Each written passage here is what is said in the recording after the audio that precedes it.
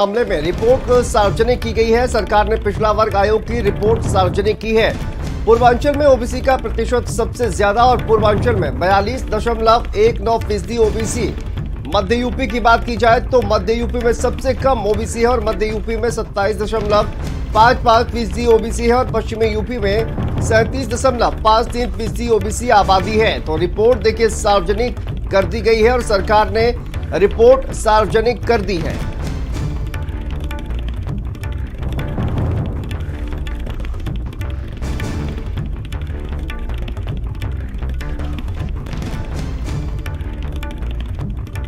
देखिए नगर निकाय चुनाव मामले में रिपोर्ट सार्वजनिक कर दी गई है। हमारे साथ संजय जुड़े हुए हैं। संजय, देखिए रिपोर्ट सार्वजनिक कर दी गई है जिसको लेकर एक याचिका जो है वो भी दाखिल की गई थी और मामले की जो अगली सुनवाई है उस पूरे याचिका पर वो भी 19 अप्रैल तय की गई है। क्या जानकारी सामने आ रही है जो रिपोर्ट सार्वजनिक की गई है?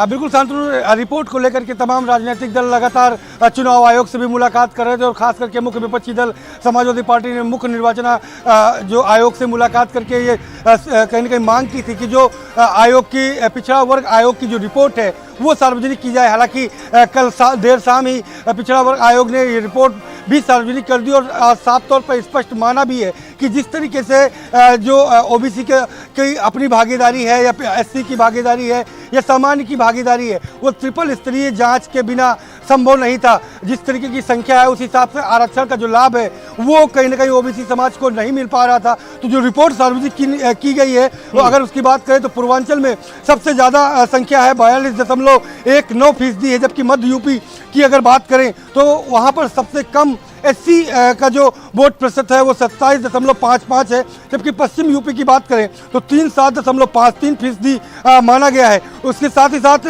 जो 511 पेज की रिपोर्ट के को सुप्रीम कोर्ट ने भी मंजूरी दे दी गई है। अगर इन्हीं जो वोट प्रतिशत है जातिवाद मतलब जातिगत अगर बात करें तो नगर निगम में जो 17 नगर निगम है उनकी अगर जातिगत बात करें तो एससी की संख्या जो है 28,798 और एसटी की है 42,103, ओबीसी है 52,06,624, सामान्य की अगर बात करें तो 122,73,405, तो ग्रांड टोटल आता है 20,35,0903।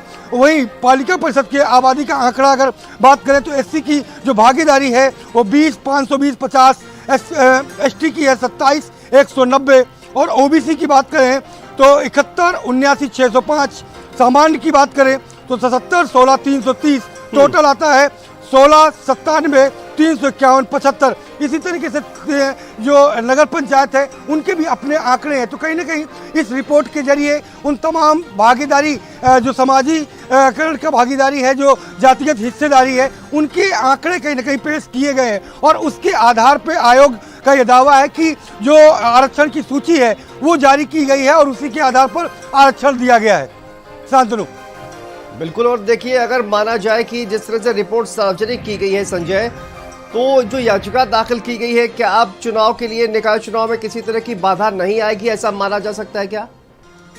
चूंकि जिस तरीके से पीआर दाखिल की गई थी, याचिका दाखिल की गई थी मुरादाबाद के ठाकुर द्वार की एक सीट नगर पंचायत की सीट को लेकर के, उस सीट को लेकर के कल देर तक सुनवाई हुई और उसके बाद जो फैसला आना है वो अभी तक फैसला नहीं आया। हालांकि अगली सुनवाई 19 को रखी गई है। देखना दिलचस्प होगा कि कोर्ट आखिरकार उस पर्टिकुलर सीट के लिए क्या फैसला लेता है। अगर जिस तरीके का जो प्रयागराज की हाईकोर्ट की लखनऊ बेंच का जो फैसला आएगा, कहीं ना कहीं चुनाव आयोग उस पर गौर करके वहाँ के परिवर्तन के हिसाब से किस तरीके से फैसले के हिसाब से परिवर्तन किया जाता है वो देखने वाला होगा। लेकिन निकाय चुनाव की घोषणा हो चुकी है, पहले चरण के नामांकन का दौर भी शुरू हो चुका है। तो हालांकि एक पर्टिकुलर सीट से बहुत ज़्यादा परिवर्तन चुनाव में देखने को नहीं मिलेगा। शांतनु, बिल्कुल। और देखिए रिपोर्ट जब सार्वजनिक की गई है संजय, तमाम जो राजनीतिक दल है और ओबीसी कहा जाए जो वोट बैंक है उसको अपनी तरफ आकर्षित करने की कोशिश कर रहे हैं। ऐसे में क्या प्रतिक्रिया जो है वो सामने आ रही है?